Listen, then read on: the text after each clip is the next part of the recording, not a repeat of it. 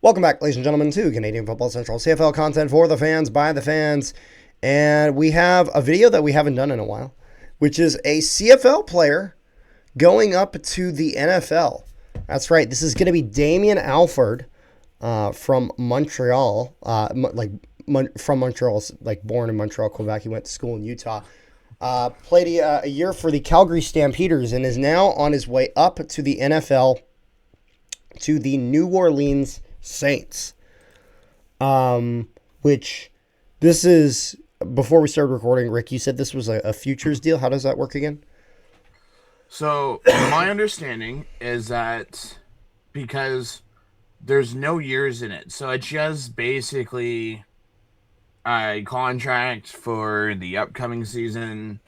They'll keep him until, I don't know if you remember last year. So do you remember when Ontario Wilson and Malik Polk went to the NFL? Yeah, him and Mackay Polk went to the NFL. Yeah, that's so right, yeah. Those were NFL future deals. They weren't essentially guaranteed.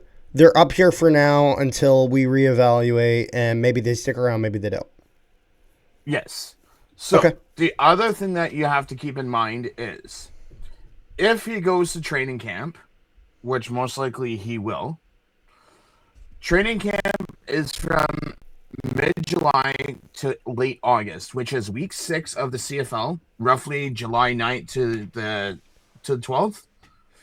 So the time week at 11, which, so just now, you had mentioned, at least before we were recording, earlier today when we were chatting, about how potentially any of these guys, at what point they could potentially return to the CFL if say it does not work out, right? Yeah. So when was it last year? When is that cutoff, or roughly? I mean, do you know roughly when? So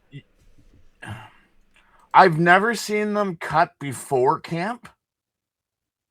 That's why I'm saying bare minimum, they're gone to at least week 6. Yeah. Because training camp is from week 6 of the CFL season to week 11. So between July 9th to August 15th at the latest. And it really depends, because even if we look at like when Ontario Wilson returned to the CFL, if I'm just looking just based on when we did our videos, I see it was, I was pretty sure that was after, I want to say that was earlier on Labor Day, before the Ticats game, the Ticats Toronto game. So, because I know it was that weekend. But Ontario Wilson had returned at that point during week 13. Again, not saying that this is roughly when, but this is when he returned. So just if we look at, just so that way, if we can look at one for reference, that's one that we can use. I'm not able to hear you, Rick. I cannot hear you. Sorry. If you can get that all figured out. But for our viewers, I'm just going to kind of, so this video is targeted not just to CFL fans who are wanting information, but this is also targeted for any potential NFL viewers who are tuning in. If you are tuning in and you're a fan of American football, we appreciate you joining us. But then also, we want to kind of keep you informed on exactly what kind of talent. No, I can hear you, Rick. Don't worry. Okay. On exactly kind of what kind of talent you're looking at. So, Damien Alford, he had played 5 years in college football. First 4 years he played for Syracuse. His 5th year for Utah, where he had done relatively decent over the course of that time. Didn't really play much in his first year. Second, third, and fourth year, 249 receiving yards on just 5 games started. 429 in that third season, with Syracuse. Then 610. Didn't really play much with Utah before ending up with the Calgary Stampeders. Did very well there. 6'6", 224 pounds, and he's only 24 years old. One thing that I will mention, I don't know if this is like the other 2 Calgary players. Yeah, because there are 3 different Stampeders that all got signed into the NFL. Yeah, so the other 2 were at least released by Calgary.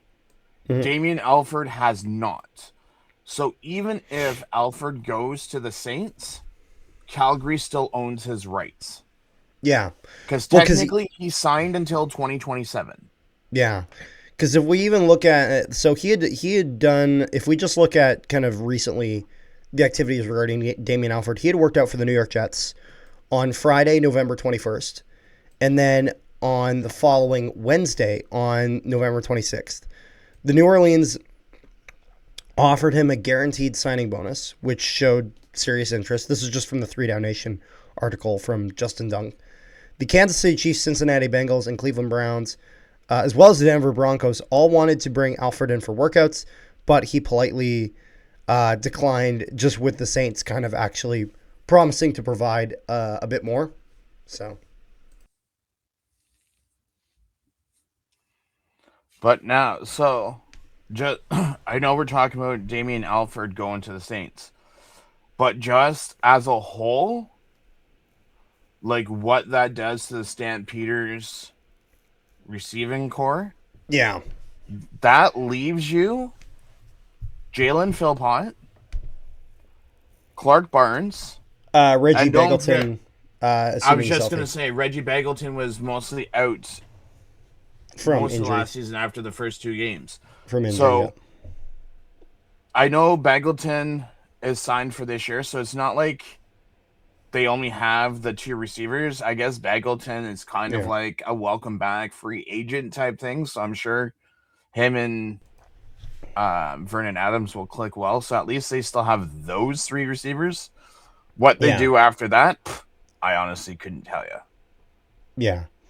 And so, in general, if we kind of look at the two different kind of sides of this, firstly, with Calgary, with them losing these guys, obviously that's not very good for them in terms of just losing talent.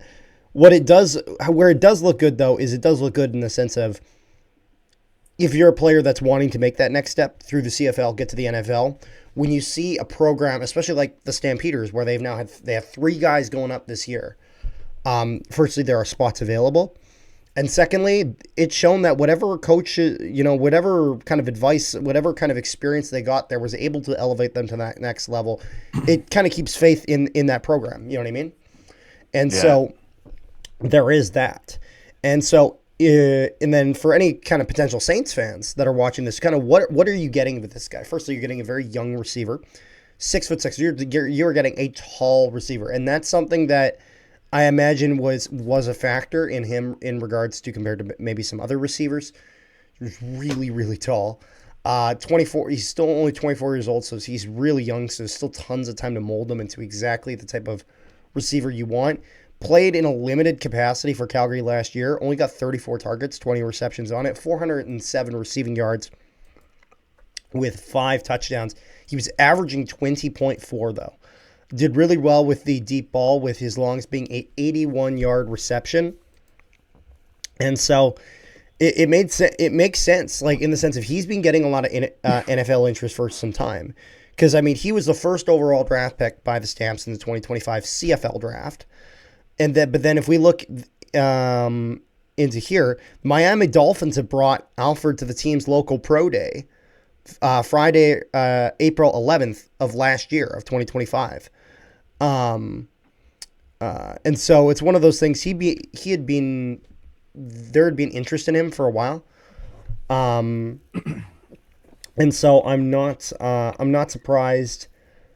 I'm not surprised that this kind of eventually came to fruition and someone decided to pull the trigger. So we'll have to see how it works out with the New Orleans Saints. Firstly and most importantly, best of luck to Damien Alford and congratulations on the contract. It's a big achievement.